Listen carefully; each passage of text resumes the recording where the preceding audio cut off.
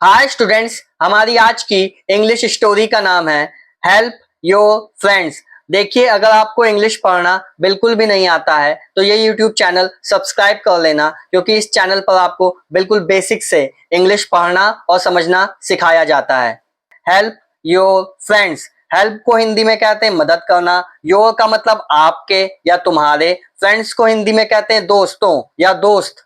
अपने दोस्तों की मदद करें। Once there were two friends, full stop. देखिए, वंस से लेकर के फ्रेंड्स तक का जब हिंदी में अनुवाद करेंगे तो आखिरी में थे आएगा। क्यों? क्योंकि देखिए, सेंटेंस में वर लगा हुआ है। वर हमारी पास्ट टेंस की हेल्पिंग वर्ब होती है और वर को हिंदी में क्या कहते हैं? थे कहते हैं। देखिए, मैंने अभी एक बात बोली, वर क्या है? वर हमारी हेल्पिंग वर्ब है। हेल्पिंग वर्ब क्या होती है? देखिए, हेल्पिंग हेल्पिंग को हिंदी में कहते हैं सहायक। वर्ब को हिंदी में कहते हैं क्रिया। हेल्पिंग वर्ब सहायक क्रिया। देखिए, जैसे आप नाम से समझ सकते हैं, हेल्पिंग वर्ब क्या करती है? हेल्प करती है, हमारी मदद करती है यह पहचानने में कि जो हमारा इंग्लिश का सेंटेंस है, हमारा अंग्रेजी का वाक्य है, वो किस काल का है, किस टेंस का है। मतलब प्रेजेंट टेंस का है, फ्यूचर टेंस का है, पास्ट टेंस का है। ये हमें कौन बताता है? ये हमें हेल्पिंग वर्ब बताती है। आया समझ में? तो वर्ब क्या होती है? पास्ट टेंस की हेल्पिंग वर्ब होती है। तो इससे हमें यह पता चल गया कि वंस से लेकर के फ्रेंड्स तक हमारा किस टेंस का सेंटेंस है? पास्ट टेंस का सेंटेंस है। वंस को हिंदी में कहते हैं एक बार, वर्ब को हिंदी में कहते हैं थे, टू का मतलब होता है दो, फ्रेंड्स को हिंदी में कहते हैं दोस्त। एक बार दो दोस्त थे। देखिए, इस वाक्य में आखिरी में थे आ गया। वन डे, वन को हिंदी में कहते हैं एक, डे को हिंदी में कहते हैं दिन, एक दिन, comma they were passing through a forest, full stop. देखिए, दे से लेकर के फॉरेस्ट तक का जब हिंदी में अनुवाद करेंगे तो आखिरी में रहा था, रही थी, रहे थे, कोई एक आएगा, सब्जेक्ट के हिसाब से आएगा। कैसे पता चला? क्योंकि देखिए, दे से लेकर के फॉरेस्ट तक हमारा किस टेंस का सेंटेंस है? पास्ट कॉन्टिन्यूअस टेंस का सेंटेंस है। कैसे पता चला? क्योंकि यहाँ पे स्ट्रक्चर है। देखिए, सबसे पहले हमारा क्या आया है? सब्जेक्ट आया है। सब्जेक्ट क्या है हमारा? दे है। सब्जेक्ट क्या है? दे है। उसके बाद सब्जेक्ट के हिसाब से हमारा सब्जेक्ट अगर हमारा प्लूरल होगा, बहुवचन होगा, तो वर हेल्पिंग वर्ब आती है। और अगर सब्जेक्ट हमारा सिंगुलर होगा, एक वचन होगा, तो उसके हिसाब से वाज हेल्पिंग वर्ब आती है। तो ये दे, देखिए क्या होता है? दे हमारा प्लूरल सब्जेक्ट होता है, तो यहाँ पे वर आया है।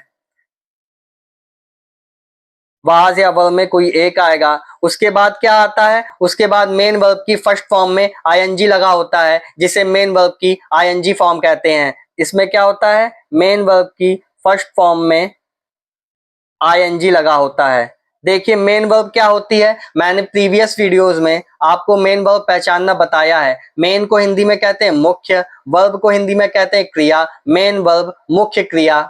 देखिए, पास, पास का मतलब हिंदी में क्या होता है? गुजरना। पास का मतलब क्या होता है? गुजरना।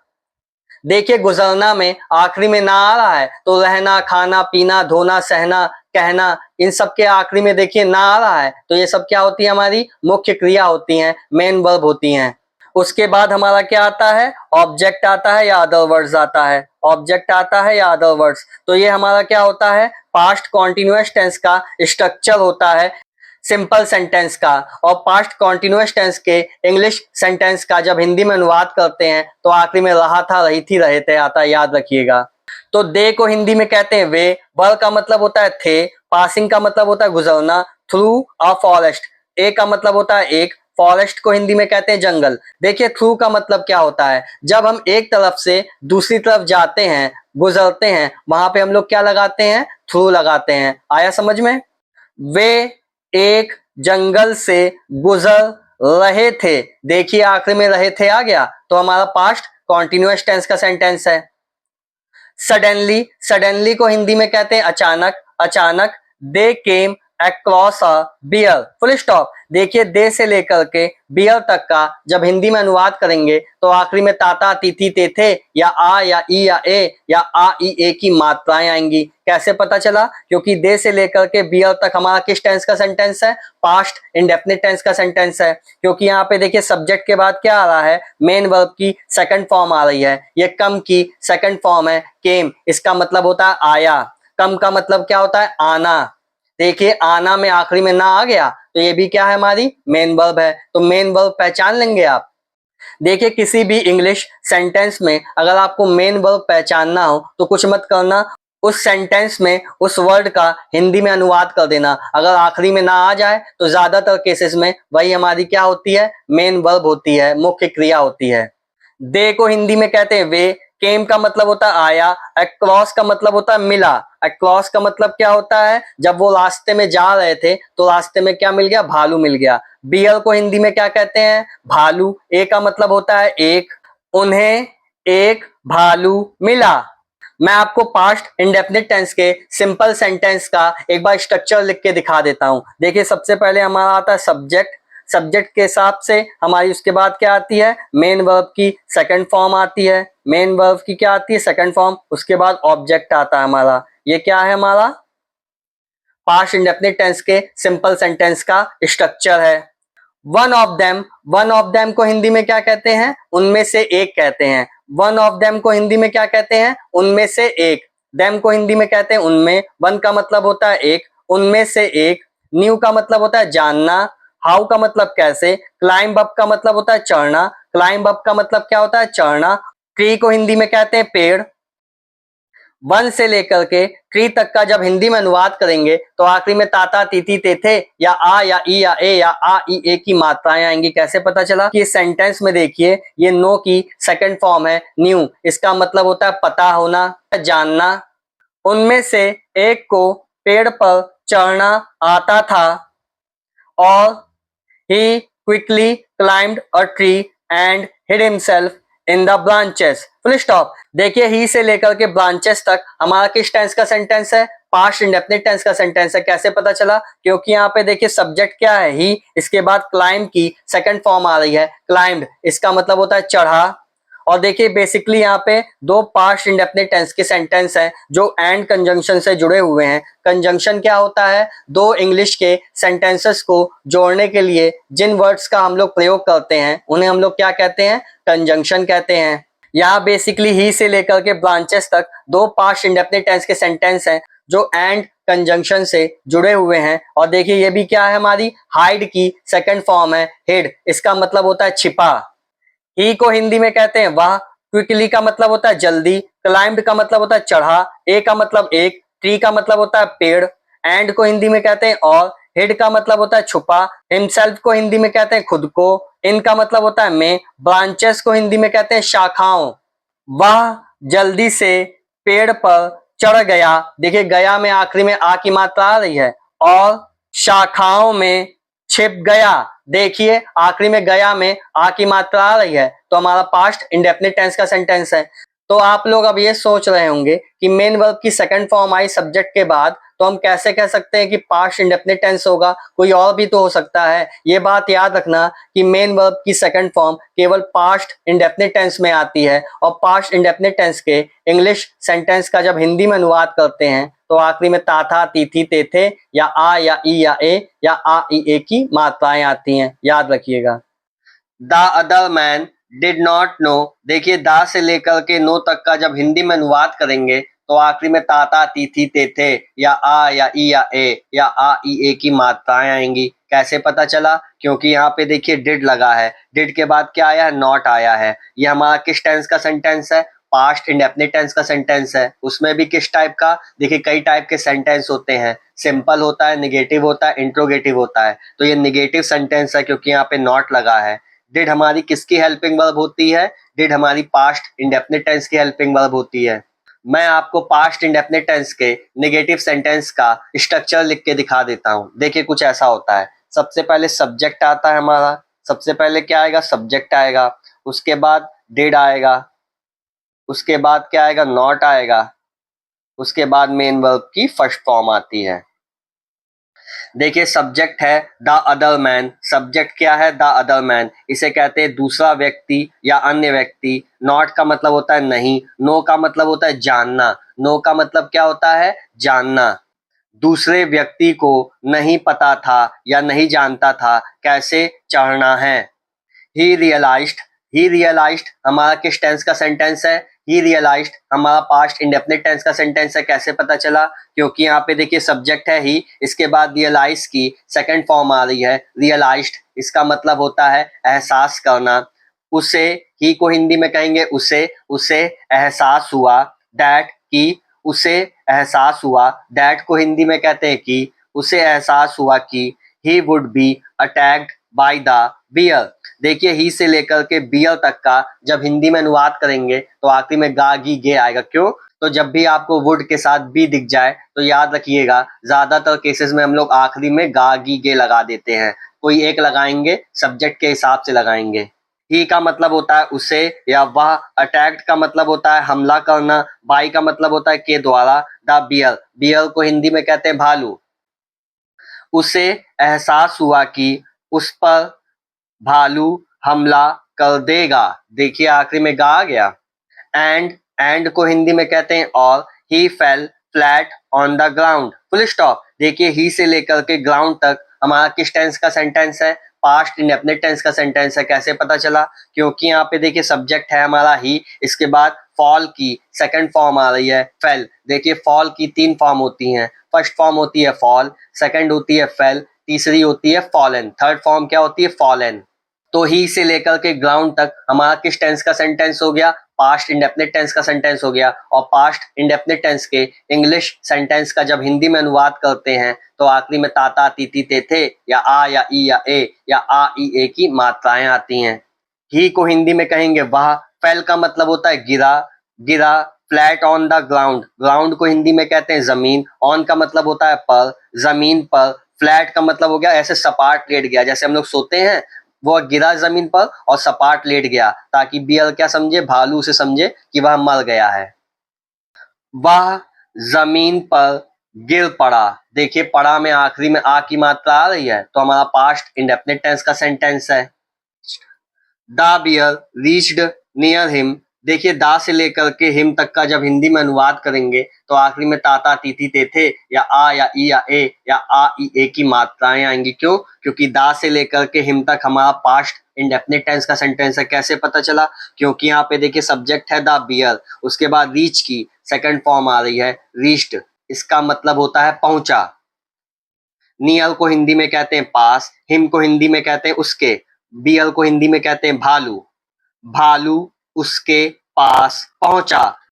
एंड को हिंदी में कहते हैं और, felt him with his snout. देखिए स्नाउट क्या होता है? जिन जानवरों की लंबी नाक होती है उस नाक के लिए हम लोग क्या लगाते हैं? उस नाक के लिए हम लोग स्नाउट लगाते हैं। स्नाउट को थूथन कहते हैं हिंदी में, स्नाउट को हिंदी में क्या कहते हैं? थूथन कहते हैं। देखिए फेल्ट का मतलब होता है महसूस करना, ये फील की सेकंड फॉर्म है। हिम का मतलब उसकी, विथ का मतलब होता है साथ, हिज का मतलब उसकी, स्नाउट मतलब होता है थूथन, एंड को हिंदी में कहते हैं और। ये देखिए स्मेल्ट क्या है? ये भी हमारा किस टेंस का सेंटेंस है? फेल्ट से लेकर के स्नाउट तक और स्मेल्ट से लेकर के ओवर तक, ये दोनों हमारे पास्ट इंडेफिनिट टेंस के सेंटेंस हैं जो एंड कंजंक्शन से जुड़े हुए हैं। तो फेल्ट से लेकर के स्नाउट तक का और स्मेल्ट से लेकर के ओवर तक का जब हिंदी में अनुवाद करेंगे तो आखिरी में ताता तीती ते थे या आ या ई या ए या आ ई ए की मात्राएं आएंगी। भालू उसके पास पहुंचा और उसे अपनी थूथन से या अपनी थूथन के साथ महसूस किया या छुआ। एंड स्मेल को हिंदी में कहते हैं सूंघना, हिम का मतलब उसको, ऑल ओवर मतलब हर जगह, और उसकी गंध सूंघी। देखिए सूंघी में आखिरी में ई की मात्रा आ रही है तो हमारा पास्ट इंडेफिनिट टेंस का सेंटेंस है। He had heard. देखिए ही हैड हियर्ड हमारा किस टेंस का सेंटेंस है? पास्ट परफेक्ट टेंस का सेंटेंस है। कैसे पता चला? क्योंकि सब्जेक्ट के बाद क्या आ रहा है? हैड आ रहा है, और हैड के बाद क्या आ रहा है? मेन वर्ब की थर्ड फॉर्म आ रही है। ये हियर की थर्ड फॉर्म है हियर्ड, इसका मतलब हिंदी में होता है सुना।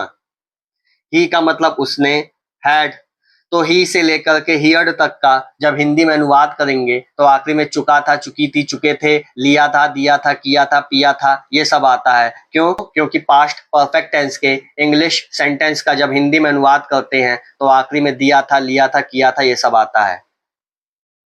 उसने सुना था। देखिए आखिरी में सुना था आ गया, दैट की bears don't touch a dead body, full stop. ये देखिए डोंट है, ये शॉर्ट फॉर्म है, इसका फुल फॉर्म क्या होता है? Do not. डोंट क्या है? शॉर्ट फॉर्म है, फुल फॉर्म होता है डू नॉट।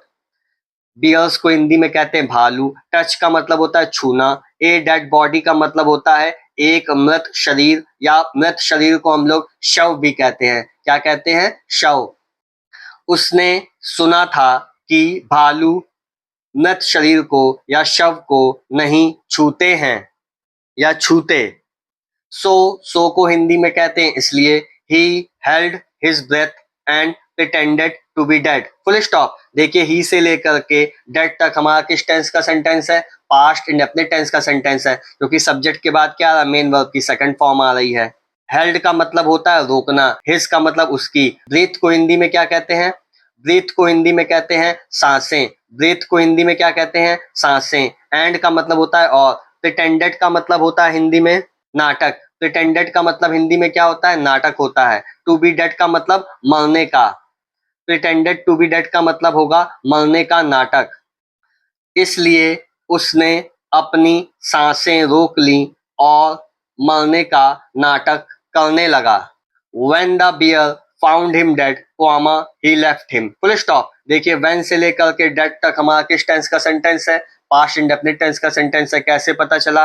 क्योंकि यहाँ पे देखिए सब्जेक्ट है द बियर, उसके बाद फाइंड की सेकंड फॉर्म आ रही है फाउंड। when को हिंदी में कहते हैं जब, बियर को हिंदी में कहते हैं भालू। फाइंड का मतलब होता है ढूंढा या मिला। हिम का मतलब उसको। डेड को हिंदी में कहते हैं मृत या मरा हुआ।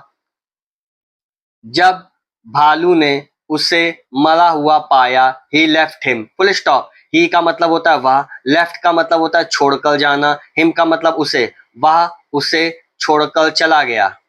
And when the bear went away, comma. देखिए एंड को हिंदी में कहते हैं और, व्हेन का मतलब होता है जब, बियर को हिंदी में कहते हैं भालू। वेंट अवे, अवे का मतलब होता है दूर, वेंट का मतलब जाना, दूर जाना। और जब भालू चला गया, the other friend came down from the tree. Full stop. देखिए दा से लेकर के ट्री तक हमारा किस टेंस का सेंटेंस है? पास्ट इंडेफिनिट टेंस का सेंटेंस है। कैसे पता चला? क्योंकि यहाँ पे द अदर फ्रेंड के बाद देखिए मेन वर्ब की सेकंड फॉर्म आ रही है, और मेन वर्ब की सेकंड फॉर्म केवल पास्ट इंडेफिनिट टेंस में आती है। तो इससे हम पहचान जाते हैं कि क्या ये हमारा किस टेंस का सेंटेंस है? पास्ट इंडेफिनिट टेंस का सेंटेंस है। तो दा से लेकर के ट्री तक का जब हिंदी में अनुवाद करेंगे तो आखिरी में ताता तीती तेथे या आ या ई या ए या आ ई ए की मात्राएं आएंगी। अदर को हिंदी में कहते हैं दूसरा या अन्य। फ्रेंड को हिंदी में कहते हैं दोस्त। केम का मतलब होता है हिंदी में आया। Down from the tree, from को हिंदी में कहते हैं से। डाउन का मतलब नीचे, ट्री का मतलब होता है पेड़। और जब भालू चला गया, दूसरा दोस्त पेड़ से नीचे उतर आया। ही आस्क्ड हिज फ्रेंड, ही से लेकर के फ्रेंड तक हमारा किस टेंस का सेंटेंस है? पास्ट इंडेफिनिट टेंस का सेंटेंस है। कैसे पता चला? क्योंकि यहाँ पे देखिए सब्जेक्ट है ही, उसके बाद आस्क की सेकंड फॉर्म आ रही है आस्क्ड। इसका मतलब होता है पूछा। ही का मतलब होता है उसने। हिज का मतलब अपने। फ्रेंड को हिंदी में कहते हैं दोस्त। उसने अपने दोस्त से पूछा, What was the bear whispering in your ear? Question mark inverted comma close. देखिए वाट से लेकर के ईयर तक का हमारा किस टेंस का सेंटेंस है? पास्ट कॉन्टिन्यूअस टेंस का सेंटेंस है। कैसे पता चला? क्योंकि यहाँ पे देखिए सबसे पहले क्वेश्चन वर्ड आ रहा है, क्वेश्चन वर्ड के बाद देखिए सब्जेक्ट के हिसाब से हमारी हेल्पिंग वर्ब आ रही है वाज या वर में, उसके बाद सब्जेक्ट आ रहा है, उसके बाद मेन वर्ब की आईएनजी फॉर्म आ रही है, उसके बाद क्या आ रहा है हमारा? ऑब्जेक्ट आ रहा है या अदर वर्ड्स आ रहा है। तो ये हमारा कौन सा टेंस होता है? ये हमारा पास्ट कॉन्टिन्यूअस टेंस का सेंटेंस है। और उसमें किस टाइप का सेंटेंस है? सेंटेंस कई टाइप के होते हैं, एक सिंपल होता है, एक निगेटिव होता है, एक इंट्रोगेटिव होता है, एक इंट्रोगेटिव सेकंड टाइप होता है जो किससे? क्वेश्चन वर्ड से शुरू होता है। एक इंट्रोगेटिव फर्स्ट टाइप जो होता है वो हमारा हेल्पिंग वर्ब से शुरू होता है, वाज या वर से। मैं आपको स्ट्रक्चर लिख के दिखा देता हूँ। देखिए सबसे पहले क्वेश्चन वर्ड आएगा। क्वेश्चन वर्ड क्या होते हैं? वाट, वाई, हाउ, ये सब। उसके बाद क्या आता है? वाज या वर में कोई एक आएगा। ये क्या है? मेरा पास्ट कॉन्टिन्यूअस टेंस के इंट्रोगेटिव सेकंड टाइप के सेंटेंस का स्ट्रक्चर है, वाज या वर। उसके बाद देखिए सब्जेक्ट आता है, उसके बाद मेन वर्ब की फर्स्ट फॉर्म में आईएनजी लगेगा, उसके बाद ऑब्जेक्ट या अदर वर्ड्स। ठीक है। तो पास्ट कॉन्टिन्यूअस टेंस के इंग्लिश सेंटेंस का जब हिंदी में अनुवाद करते हैं तो आखिरी में रहा था, रही थी, रहे थे आता है, याद रखिएगा। वाट को हिंदी में कहते हैं क्या। वास का मतलब होता है था। बियर को हिंदी में कहते हैं भालू। विस्परिंग का मतलब होता है फुसफुसाना। विस्परिंग को हिंदी में क्या कहते हैं? फुसफुसाना। इनका मतलब होता है मैं। योर का मतलब तुम्हारे। ईयर को हिंदी में कहते हैं कान। भालू तुम्हारे कान में क्या फुसफुसा रहा था? देखिए आखिरी में रहा था आ गया तो हमारा पास्ट कॉन्टिन्यूअस टेंस का सेंटेंस है। His friend replied. देखिए हिज से लेकर के रिप्लाइड तक हमारा किस टेंस का सेंटेंस है? पास्ट इंडेफिनिट टेंस का सेंटेंस है। कैसे पता चला? क्योंकि यहाँ पे सब्जेक्ट है हिज फ्रेंड, उसके बाद रिप्लाई की सेकंड फॉर्म आ रही है रिप्लाइड। इसका मतलब होता है उत्तर देना। हिज का मतलब उसके, फ्रेंड को हिंदी में कहते हैं दोस्त। उसके दोस्त ने उत्तर दिया, comma inverted comma start, he gave me an advice, comma he से लेकर के एडवाइस तक। ये भी हमारा किस टेंस का सेंटेंस है? पास्ट इंडेफिनिट टेंस का सेंटेंस है। कैसे पता चला? क्योंकि यहाँ पे सब्जेक्ट है ही, इसके बाद गिव की सेकंड फॉर्म आ रही है गिव। देखिए गिव की 3 फॉर्म होती है, गिव, गेव, गिवन। इसका मतलब होता है दिया। मी का मतलब मुझे। एन एडवाइस, देखिए एन एडवाइस, यहाँ पे क्या आया है? एन आया है। देखिए एक की 2 इंग्लिश होती है, एक ए होती है, एक एन होती है। देखिए एन का इस्तेमाल हम लोग तब करते हैं ए ई आई ओ यू। ये देखिए क्या होते हैं, इन्हें वॉवेल कहते हैं, हिंदी में स्वर कहते हैं। जब भी कोई वर्ड, जब भी कोई इंग्लिश का वर्ड हमारा इन 5 अल्फाबेट में से एक से स्टार्ट होगा, इन पांचों में से किसी से भी स्टार्ट होगा, इससे पहले अगर हिंदी में एक लगा है और अगर अल्फाबेट इससे स्टार्ट हो रहा है वो इंग्लिश का वर्ड, तो उससे पहले हम लोग एन लगाएंगे, ए नहीं लगाएंगे। या कुछ केसेस में इनका साउंड भी आ जाता है पर इससे स्टार्ट नहीं होता हमारा वर्ड, तो वहां पे भी हम लोग क्या लगाते हैं? एन लगाते हैं। बाकी सब के लिए हम लोग ए लगाएंगे, एक को दर्शाने के लिए। उसने मुझे एक सलाह दी, comma inverted comma start, don't trust a friend who leaves you alone at the time of trouble, full stop inverted comma close. Time of trouble को हिंदी में कहते हैं, ट्रबल को हिंदी में कहते हैं मुसीबत, टाइम को हिंदी में कहते हैं समय या बुरे समय में। अलोन का मतलब होता है अकेले, यू का मतलब तुम्हें, लीव्स का मतलब होता है छोड़ना, वू का मतलब होता है जो, ए फ्रेंड का मतलब होता है एक दोस्त, ट्रस्ट का मतलब होता है भरोसा करना, डोंट का मतलब होता है नहीं। उस दोस्त पर भरोसा मत करो जो तुम्हें मुसीबत के समय अकेला छोड़ दे। Never leave your friends in lurch, full stop. देखिए लर्च का मतलब होता है मुसीबत, नेवर का मतलब होता है कभी नहीं, लीव का मतलब होता है छोड़ना, योर का मतलब तुम्हारे, फ्रेंड्स को हिंदी में कहते हैं दोस्तों, इनका मतलब मैं। अपने दोस्तों को कभी भी मुसीबत में ना छोड़ें। तो स्टूडेंट्स अगर आपको स्टोरी अच्छी लगी हो या कुछ नया सीखने को मिला हो तो चैनल को सब्सक्राइब कीजिएगा, वीडियो को लाइक कीजिएगा। Thank you.